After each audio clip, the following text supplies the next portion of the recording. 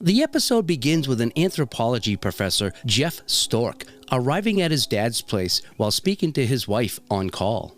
After getting inside the house, he freezes in his steps as horror flashes over his face.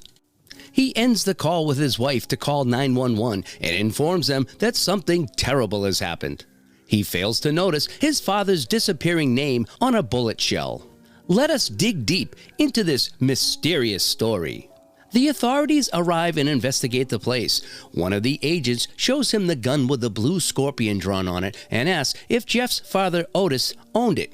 But Jeff says that it isn't possible as his father hated guns. He then asks if Otis had a mental condition like Alzheimer's, but Jeff is so saddened and frustrated that he rudely asks them to leave him alone. The agent then hands him a note before leaving which reads, "I love him more than you." This leaves Jeff even more confused. At the burial, Jeff recounts his father's life. He reveals how his father was always loved and lived the best life anyone could desire. He was a successful musician who lived to the fullest. This puzzles Jeff even more, as how could someone as happy as his father do this? He also expresses his frustration at the note, as he couldn't understand whom his father could have loved more than him. Back home, while cleaning up his father's things, he finds a hidden safe inside his wardrobe. He opens it and discovers a heart-shaped box with holes in it. Inside, he finds a case with a bullet that has his name written on it. He freaks out seeing this and puts it back inside. The next day, while walking to his work, he keeps noticing people with the same name as him and feels weird. After work, he enters Anne, his wife's house, unannounced. She gets alarmed and comes outside with a gun pointed at him before realizing with relief that it's just Jeff. He informs that he has come to get his mail, and Anne says that she thought he was the burglar who had been terrorizing the neighborhood.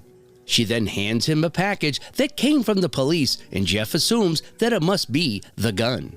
Anne suggests he should sell it, but Jeff doesn't like the idea. Anne then reveals that she has hired an attorney for the divorce, so he might need the money. So thoughtful of you. This enrages Jeff, as he thought she wanted to work on their marriage. Anne further reveals that she has fallen in love, and wouldn't you know it, his name is also Jeff. Jeff goes back home. Upon opening the package, he holds the gun with curiosity, and also looks at the note left by his father, still confused at what it means. Soon, he calls a dealer to get rid of the gun, and after telling him the serial number, the man asks if it has a blue scorpion on it, and Jeff affirms. This surprises him, as he thought the blue scorpion was just a myth. He says that the gun dates back to 1952 from Cuba. It was made by a man named Aluio. The legend says that you don't find the gun, it finds you. Now that's not creepy at all. Many rich people have tried to get their hands on the gun to no avail. The man offers a really high price for the gun, and Jeff agrees to it, wanting to just get rid of it. Just then, the gun fires by itself, startling Jeff. The man asks to send him more information and suggests Jeff to put the gun inside a box that has holes in it, as the legend says it is afraid of the dark. Before ending the call, Jeff asks the man for his name and is shocked to find that his name is Bob Jeff. Following this, Jeff puts the gun in a heart-shaped box and stores it inside the safe, but fails to close the door.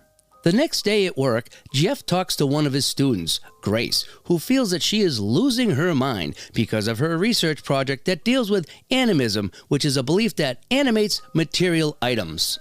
Jeff assures her that it is okay and that it is a term from one of the studies that regards material things to have sentiments. All the while, Jeff keeps getting calls from the gun dealer. He called last night and he notices someone waiting outside the door. This overwhelms him and he is not able to focus on Grace's words, so he allows her to change her research subject in the rush. While Grace leaves, Jeff meets the man outside who is Anne's attorney, and his name is Jeff Dolan. Jeff remarks how they both have the same name, but dismisses the man when he tries to talk about the divorce, saying that he needs some time to process his grief and take care of his father's possession. After hearing this, the attorney informs him that some of those possessions will go to Anne after the divorce, and offers to help Jeff make his troubles go away, but he closes the door on his face. He looks at the attorney's business card and the name written on the bullet. His phone rings again, and he frustratingly tells the gun dealer to stop calling, that he will let him know when he is ready to get rid of the gun. The man informs Jeff that there are only 7 owners of the Blue Scorpion, including him, and several people are willing to pay even $100,000 for it. Back home, Jeff gets high while listening to the music. He takes the gun out and caresses it in some kind of a trance. As soon as the music stops and he gets back to reality, he puts the gun back. He plays the music again, but gets startled to notice his bedroom light turning on. He goes inside to find the gun on his bed and remarks that he is too high after seeing Eluio, the maker of the gun, at the corner of his room. He says that Eluio is just an illusion, but the man addresses Jeff directly and reveals that the gun loves him more than anyone. It wants to end all his troubles, and in return, it just wants to stay in the light, as it's afraid of the dark. The next day, Jeff visits a gun range and explains that he doesn't have much experience. The clerk asks if he wants to rent a gun for the range, but Jeff says that he already has a gun. The clerk then asks to see it for safety purposes, and Jeff opens the box but doesn't let them touch it. The clerk asks if he has fired the gun before, but Jeff says that he wants to shoot it just once before selling it. This confuses the 2 clerks, so Jeff shows them the bullet with Jeff written on it, but they find no name there. Jeff explains that ever since the gun came into his possession, he keeps meeting men named Jeff every single day. Shockingly, the clerk's name is also Jeff. Inside the range, Jeff loads several bullets in the Blue Scorpion, along with the one that has his name written on it. He fires several shots and soon starts enjoying it. Finally, when the gun runs out, he checks inside to find that the bullet with his name got stuck. He whispers to the bullet that it will never hurt him.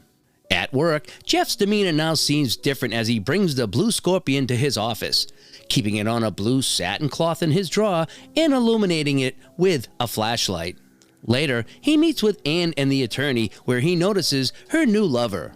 As the meeting progresses, Jeff acts polite and calm, but soon loses it when the attorney mentions that Anne wants to have Jeff's father's bass guitar. He is in disbelief at how Anne could ever think of taking something so sentimental from him. The situation escalates, and Anne walks out to take a break, saying she never even wanted the bass. Jeff says that he will show something to the attorney and starts digging inside his bag, but the security is called and Jeff loses it even more.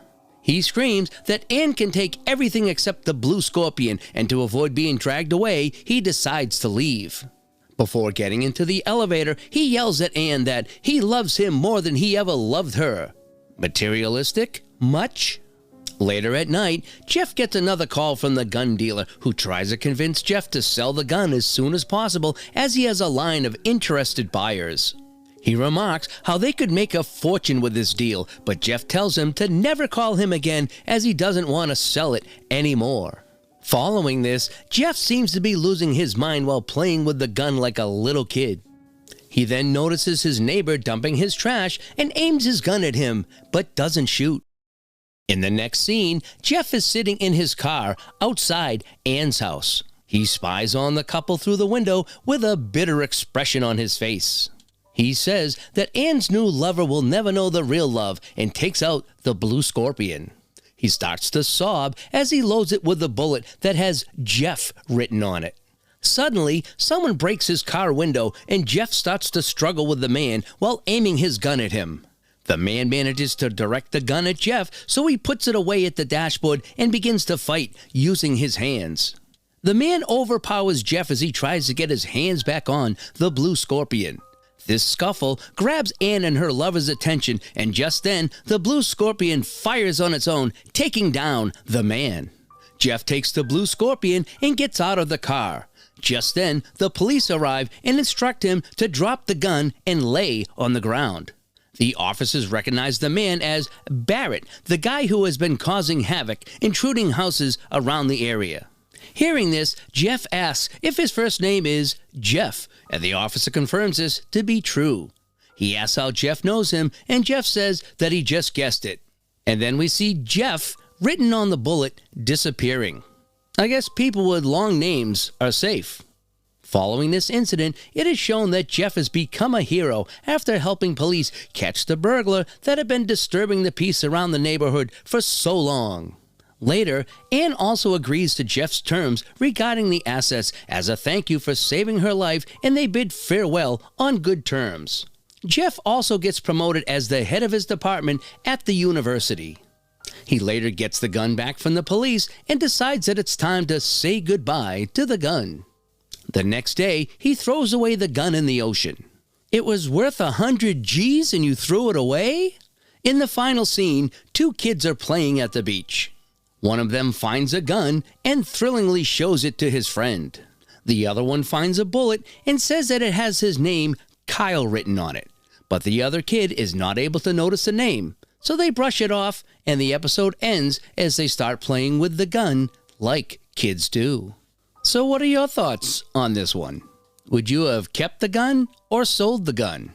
Let us know in the comments below. If you'd like to watch more on Movie Shortens, click on our next videos and playlist on the screen. As always, thanks for watching.